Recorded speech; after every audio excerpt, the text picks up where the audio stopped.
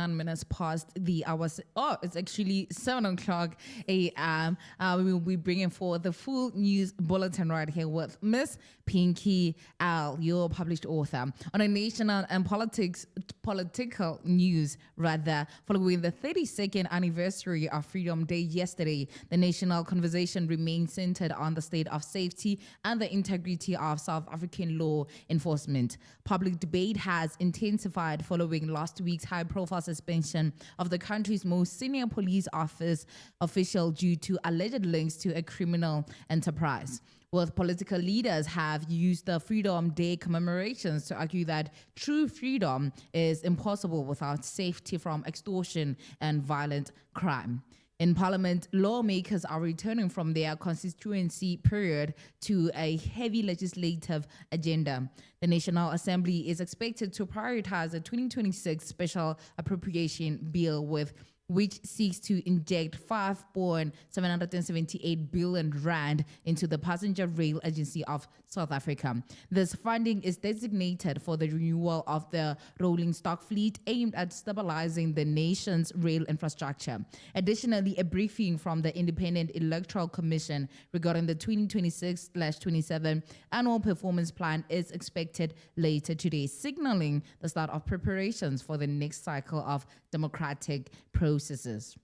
On continental and global affairs, Midrand is currently the focus of continental diplomacy as the Pan-African Parliament, BAP, convenes an extraordinary session starting today. The primary objective of this three-day summit is to elect a new bureau, including a president and 4 vice presidents. This leadership transition follows the conclusion of the previous mandate in February and is being closely watched to see if it adheres to the African Union's principle of equitable regional rotation. On the global stage, market volatility continues as international tensions escalate in the Middle East. Energy prices have remained sensitive to development in Strait of Hormuz, where recent maritime blockades and the breakdown of diplomatic talks have sparked concerns over electronic pass bills. And regarding the energy and economy, Eskom has implemented its new tariff structure for the 2026 financial year. Most customers are now seeing an 8.76% increase, though new reports suggest that the utility is shifting its cost recovery model by increasing fixed service charges and generation capacity charges. Eskom aims to protect its revenue stream as more residents and businesses move towards self-generation and solar power, effectively hedging against the erosion of traditional electricity demand. With the Johannesburg focus in a city safety and infrastructure, the Johannesburg CBD is under heavy police scrutiny this morning following a violent shooting last night that left 3 businessmen dead. This follows a similar fatal incident in the inner city just 24 hours prior.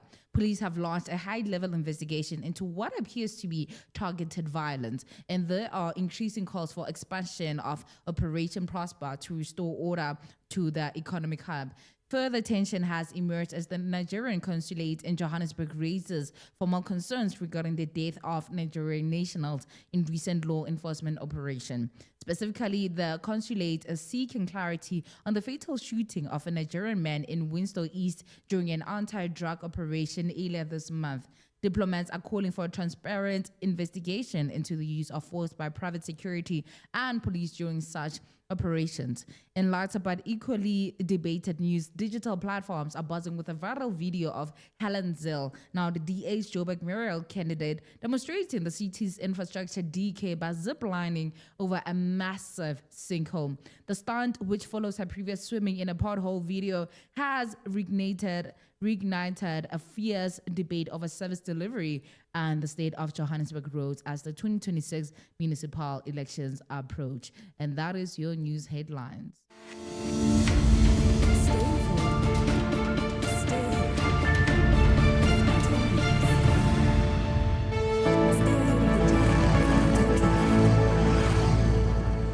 Now moving along with the Johannesburg traffic report, there is a rush in full swing right this hour, and several major routes are experiencing significant delays. On the M1 southbound, travel times are climbing between Woodmead and Grayston Drive.